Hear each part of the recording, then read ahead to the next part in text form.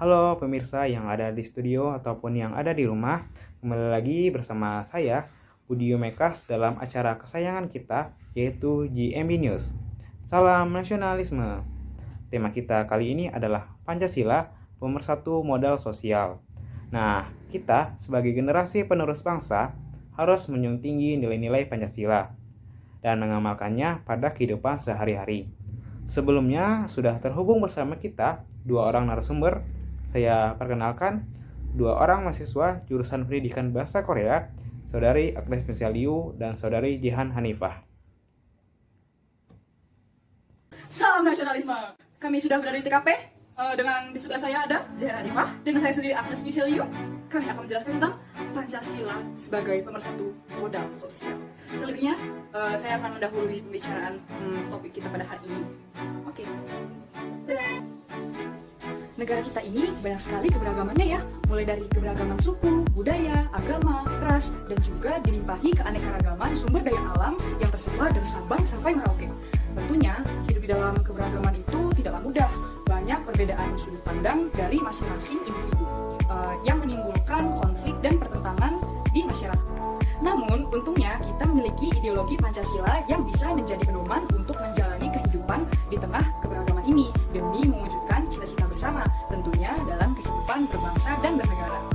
Pancasila bisa menjadi pemersatu di tengah banyaknya heterogenitas di masyarakat. Pancasila juga merupakan sumber dari hukum dan sebagai landasan dalam rumusan kebijakan maupun hukum di Indonesia.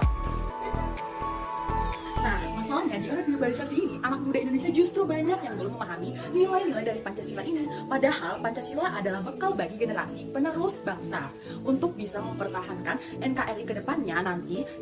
Jika kita sebagai generasi penerus bangsa bisa lebih memahami Pancasila dan mengimplementasikannya ke dalam kehidupan sehari-hari kita, niscaya kita akan bisa melestarikan keberagaman dan keanekaragaman yang ada serta bisa menangkal pengaruh buruk dari globalisasi ini. Apalagi banyak ancaman radikal dari luar seperti paham-paham yang bertentangan dengan ideologi Pancasila. Untuk itu, sikap nasionalisme harus dijaga dan dimiliki oleh setiap warga negara Indonesia, khususnya kita generasi muda bangsa ini. Karena jika kita sudah mempunyai rasa cinta tanah air, maka akan mudah juga bagi kita untuk melestarikan dan mempertahankan negara kita di tengah dinamika sosial sekarang ini. Berbicara mengenai nasionalisme, kami sebagai mahasiswa pendidikan bahasa Korea juga tentunya menjunjung tinggi nilai Pancasila di kehidupan kami loh.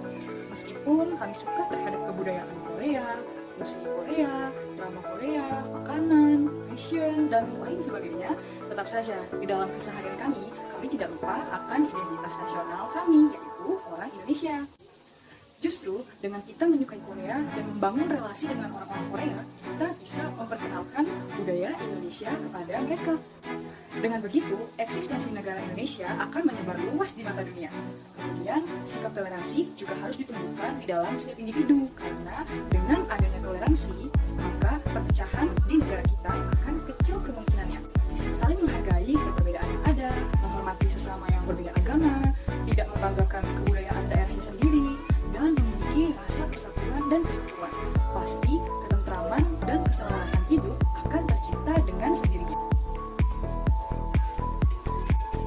Ngomong-ngomong soal Pancasila, kami sebagai kaum milenial yang masih mudah terpengaruh dengan globalisasi hendaknya memahami betul-betul makna dari setiap sila Pancasila dan mengimplementasikannya ke dalam kehidupan sehari-hari, bukan hanya sekedar tahu saja. Dimulai dari sila pertama Pancasila yang mengingatkan kita bahwa ada Tuhan sebagai pusat dari kehidupan segala sesuatu dalam bentangan dunia ini. Secanggih apapun teknologi yang ada, tidak akan pernah menggantikan kehebatan Tuhan, dan memiliki iman yang kuat adalah sebuah keniscayaan kita.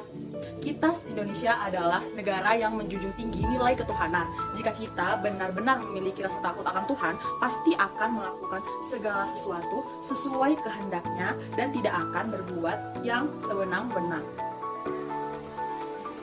Pancasila harus dijadikan acuan bagaimana generasi milenial juga dalam menjalani hidup bermasyarakat, berbangsa, dan bernegara dalam relevansinya dengan sila kedua, di mana kaum milenial Indonesia harus dengan bijaksana, harus selalu adil dalam pikiran dan berlaku etis pada sesama, tidak menggampangkan segala sesuatu dan terus berbuat kebaikan yang mementingkan kepentingan umum. komune atau kebaikan bersama. Lalu, dalam sila ketiga, diharapkan generasi milenial menyadari untuk selalu bersinergi menciptakan persatuan dan kesatuan bangsa Indonesia melalui sikap toleransi akan perbedaan dan memegang teguh pendirian yang tidak bisa diacak oleh bangsa luar. Sesama bangsa Indonesia, generasi milenial harus bergotong royong, mengangkat derajat bangsa Indonesia lebih tinggi daripada negara lain. Untuk apa? Untuk menunjukkan bahwa Indonesia bukan negara lemah yang gampang terjajah, tapi negara yang kuat karena generasi penerusnya mampu bersatu memajukan Indonesia lebih baik di tengah tantangan global masa kini. Generasi muda milenial juga harus bersikap demokratis dengan mementingkan aspek musyawarah untuk mufakat dalam pengambilan keputusan. Nah, ini berkaitan dengan sila keempat. Keputusan tidak boleh diambil secara otoriter, namun hasil kesepakatan dan musyawarah bersama. Juga di dalam sila kelima, anak muda milenial harus mengusahakan keadilan sosial, perlu mengkritik struktur sosial, ideologi, politik dalam negara, dan masyarakat yang menciptakan ketidakadilan sosial bagi rakyat Indonesia. Nah, maka dari itu, pada hakikatnya generasi milenial harus terus memelihara dan mengamalkan Pancasila dalam kehidupan nyata sehari-hari melalui pendidikan. Generasi milenial harus sadar bahwa nilai-nilai Pancasila yang ditanam seperti ketuhanan, kemanusiaan, persatuan, gotong royong, musyawarah untuk mufakat, dan keadilan sosial, patriotisme, nasionalisme, menghormati perbedaan bukan hanya untuk dihafal, namun terlebih dan paling penting adalah untuk diterapkan pada diri sendiri dan menebarkannya kepada generasi milenial lain yang sama-sama berperan penting dalam menciptakan Indonesia yang damai, aman, dan tentram. Marilah kita maju ke depan dengan membawa obor yang dapat menyala api, semangat membangun Indonesia jaya pada kehidupan lebih baik lagi di masa mendatang menuju keabadian. Nah, kita berdua ini sudah menjelaskan tentang pentingnya Pancasila di era revolusi 4.0.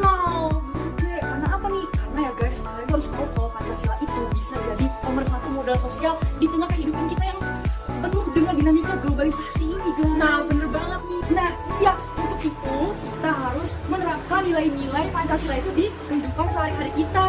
Nah, bener tuh apa kata Michelle. Ya, kalau nggak diterapkan, buat apa? Iya, nggak ada. Tahu dulu. Iya, nggak ada manfaatnya ke dalam kehidupan kita sehari-hari. Iya, bener banget guys. Oke, udah jelas kan penjelasan dari kita. Oke, selanjutnya kita serahkan kepada Budi lagi ya. Di studio utama kita di Senayan City. Iya. Sampai jumpa di podcast selanjutnya. Wah, sangat bermanfaat sekali ya apa yang telah kita ketahui tentang Pancasila sebagai pemersatu modal sosial. Terima kasih kepada Saudari JJ dan Saudari Michelle yang telah menyempatkan waktunya untuk berbagi pengetahuan pada kesempatan kali ini. Semoga apa yang telah disampaikan bisa bermanfaat bagi kita semua.